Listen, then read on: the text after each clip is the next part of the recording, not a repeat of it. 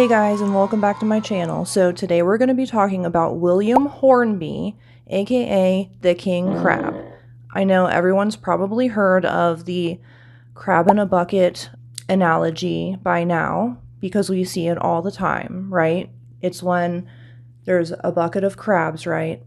And they could climb out, they could help each other climb out, but instead, what the crabs will do is they will pull each other back down, keeping all of them in the bucket, and they all die. They all get eaten, okay? So that is who William Hornby is at his core.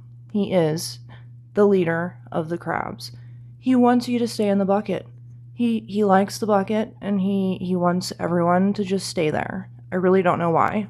So let's try to figure out why. Let's try to figure out why William Hornby does not want anyone to better themselves, probably because he himself isn't doing that. A little about William. He's a TikToker, and he has recovered from his eating disorder, which was, I believe, or, a restrictive ED. Right? Sorry, I forgot I was on YouTube for a minute there, just talking freely. I'm so sorry. So yeah, he stopped doing that, right? And now he just eats whatever he wants, which is good that he was able to recover from his, what he was going through. But I would argue that he just switched addictions. Okay, this is another one of the ways that food addiction and EDs can tie into or be just like, substance abuse and those kind of addictions. Because a lot of the time, people will switch one addiction for another, and I almost feel like that's what William has done here. He's switched one ED for another. And he's now just telling everyone that he's recovered and, he's all better. This is all healthy behavior from William that we're about to see. So let's see all of his health, right? Let's watch it. One of my diet to stop binge eating. Follow along if you want to see my transformation. Please do not do that to yourself. And why not? It's going to help. I just need to have more self-control. Look, if you're truly struggling with binge eating disorder or binge eating in general, as many do, one of the worst things you can do for yourself is start a diet. Why? Because binge eating feeds on restriction. Binges are almost always preceded by a period of restriction, and your body and your mind recognize that restriction as a famine. Okay, couple things here. So, if you do just not eat for a long time, your body could think that you are, going into a famine and start to save fat to preserve your life, right? But he's saying that if you go on a binge, then you're going to immediately go into a famine because then you will starve yourself. He's saying that the binge will turn into a famine, and that's a lot of adding that you did in between there. It's not working. He's trying to say one thing equals another, and that's not how that works. It's not how that works. So no. That your body will instinctually try to make up for the amount of food it didn't get and store up for the next time you put your body through that period of restriction. Well, if not a diet, then how am I supposed to stop binge eating?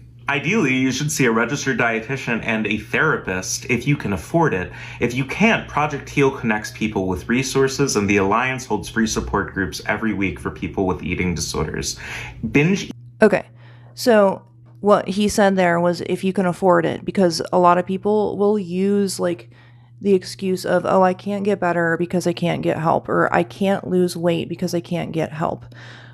It is amazing if you can get help. That's great. I think everyone should just have a therapist at this point. We all need someone that we can just talk to.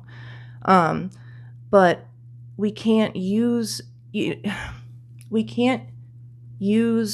what we can't control as an excuse.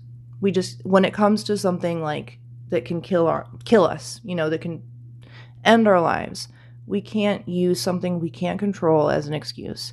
It sucks. Sometimes you just can't afford certain things, or you don't have insurance at the time, you know. But when it comes to your life and your addiction and your disorders, you have to just do what is best for you. And you have to find out what works for you. Different things work for everyone, and that comes to substance abuse, food addiction, life. Different things work for different people, and you have to find what inspires you and what works for you, and then use that. And it's possible. So please try. Don't just look at what he is saying and say, oh, it's impossible, and in fact, if I do try, it's just going to be worse. Because it's not. He's trying to pull you back down into the bucket. Eating is a mental health problem that deserves a mental health solution. You deserve treatment if you are struggling with binge eating. Don't put yourself on a diet.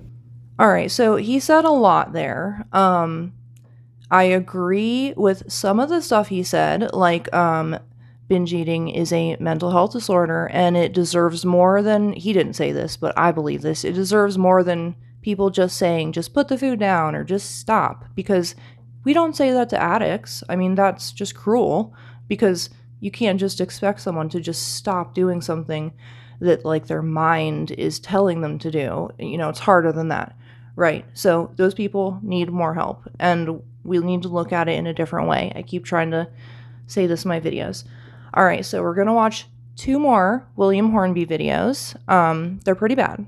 Congratulate people on reaching their weight loss goals. Well, quite frankly, because you don't know how they lost the weight. But what if I know that they're doing it healthily? How do you know that? Because they told me? Okay, so not to accuse the people in your life of being liars, but people aren't always reliable narrators when they relay how they're losing weight. I mean, yeah, but you could say that about like anything. I mean, you could say that like people are not reliable narrators of anything that they're saying. You could say that. I could say that people are not reliable narrators about what they're eating. Okay, it can go the opposite way. So are we just gonna just never believe anybody, William? I mean, we could. That's what I do. Not really, but is that what we're gonna do? I mean, they're just lying. We're just gonna selectively believe people now. Okay. I know they're not lying though. Do you spend every hour with them 24/7? And like, are you awake the entire 24 hours? Obviously I'm not, so get on with it. Well, there you go. You are not always there to attentively bear witness to how they're approaching their weight loss. You don't know that it's healthy. I can't tell you how many people claim to be losing weight healthily and later get diagnosed with eating disorder. I can tell you how many people claim to be healthy and are overeating and are in fact not healthy. There's a lot of people, okay? People lie. Both ways. Huh? People with eating disorders are famously horrible judges of how healthy they're eating. Many would not be capable of telling you or themselves the truth about how they're losing weight. Like you, William. Like you. Well, what should I say instead if they ask me about it? If they ask, tell them you don't want to comment on their weight or anyone else's weight, and that you love them and appreciate them no matter what their size is. And I can't tell them I'm proud of them for achieving their goals? You almost definitely don't have enough information to know if you're encouraging a dangerous approach to them reaching their goals, so I'd say you probably shouldn't. Okay, so according to William's philosophy, they're either 1, lying, or 2, they did it in an unhealthy way, so they just shouldn't have done it. Okay, here's my thing on people saying, like, you shouldn't lose weight in an unhealthy way. Yes, you shouldn't, okay? It can hurt you, and it is harmful. But they're already unhealthy being overweight. I mean, they're already unhealthy. So we have these people who are already unhealthy being really concerned about, you know, someone else losing weight in an unhealthy way, right? Like, okay, you're not healthy either, though. So you can't get on this other person for possibly, okay, losing weight in an unhealthy way. We don't even know that. William's just saying that. William just is saying that these people are lying about the way that they've lost their weight. And then, you know, the rest of his video is just him asking stupid questions like, well, were you with them 24/7? Did you watch everything that went in their mouth? Like, of course freaking not, okay? Of course not. Like, so yeah, I mean, it's just another way for William to say, don't try to diet. Don't even think about dieting. You don't want to diet. It's bad for you. In fact, you'll be worse off than you were now if you diet. So don't even try. It's great here. We love the bucket. We just love it, right? He wants you to want to be in the bucket with him. All right, so we have one more video. We can do it. Let's make it through. When people compliment me on my weight loss, it makes me feel so good. Have you considered how you're gonna feel when you gain it back? When? Sorry, I'm not gaining it back. Sorry, I can say if you'd prefer, because you're right, there's a chance that you don't. Exactly. But your chances are really low, according to over half a century of peer-reviewed research that suggests that your chances of being able to maintain your weight loss are between 3 and 5%. Wait, is that real? Okay, I don't know if that's real. I'm not sure. I'll probably put it like here if I can figure out if it's real or not. But excuse me? Excuse me? I'm losing weight and I feel great about myself and you're gonna be like, pause, stop. You're gonna gain it back. And his friend, you know, in his little analogy was like, I'm not gonna get it back. What do you mean? And he's like, oh, I can say if you want. Oh my God. This is what I'm talking about. He is the king of the crabs. He wants you to be just as miserable as he is. Yeah, and on top of that, our bodies fight weight loss as a survival mechanism, so your metabolic rate will likely go down and your natural set point will go up, which means over a period of 5 years, you will gain back all of the weight, or more, as 2/3 of people do. Aren't you? Okay, this whole natural set point thing, I don't know if there's any science behind it. All right, but what I think it is like you have a natural set point weight, right?